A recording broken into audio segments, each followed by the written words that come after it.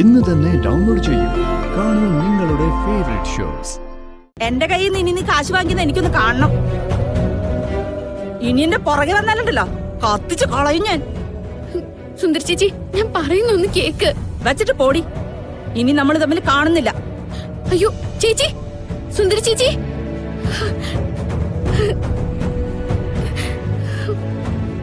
പോട്ടെ ചേച്ചി, ഇനി എവിടെയെങ്കിലും വെച്ച് ഇതുപോലെ കണ്ടെത്താം. ഇല്ല മക്കളെ, ഇനി ചേച്ചിക്ക് പ്രതീക്ഷയൊന്നുമില്ല.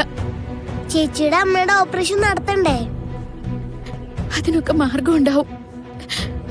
മക്കള് പൊയ്ക്കോ, നിങ്ങളെല്ലാവരും വീട്ടിൽ തിരക്കുന്നുണ്ടാവും. ചേച്ചിക്ക് സങ്കടായല്ലേ? സാരില്ല, നിങ്ങൾ ചെല്ല. വാ മോളെ.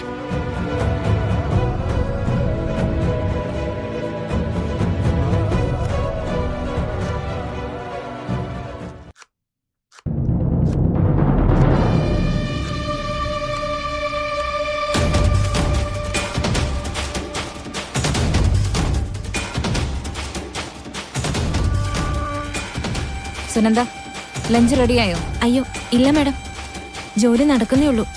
ലഞ്ച് റെഡിയാകാനൊന്നും ഇത്ര സമയം എടുക്കാൻ പറ്റില്ല. പുറത്തെ ചെടികൾ നനച്ചോ? ഊണ് റെഡിയായിട്ട് ചെയ്യാൻ ഓർത്തു. എത്രയും പെട്ടെന്ന് അത് ചെയ്യണം. വാഷിംഗ് മെഷീനിൽ കിടക്കുന്ന തുണികൾ എടുത്ത് വിരിച്ചോ? ഞാൻ ചെയ്തോളാം മാഡം. പിന്നെ ഇതിനകത്ത് എന്ത് ചെയ്യായിരുന്നു ഇത്ര സമയം? എനിക്ക് കാര്യങ്ങളൊന്നും അത്ര പരിചയമില്ലാത്തതുകൊണ്ട്.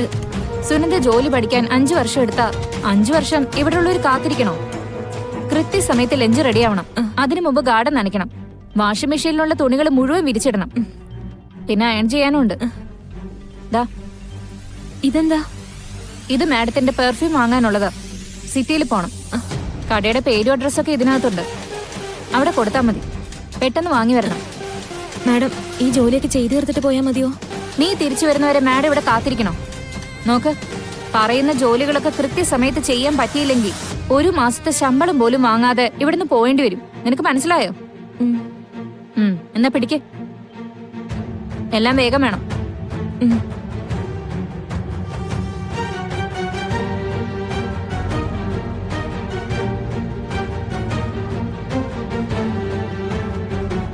എന്റെ ദൈവമേ, എനിക്ക് വയ്യ.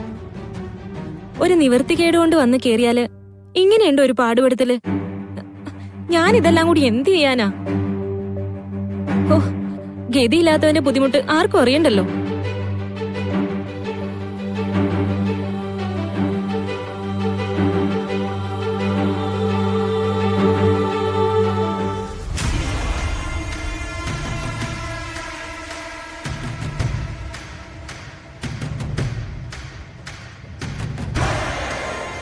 കളരിക്കൽ കുടുംബത്തിന് അതിശക്തമായൊരു ശാപചരിത്രമുണ്ട്.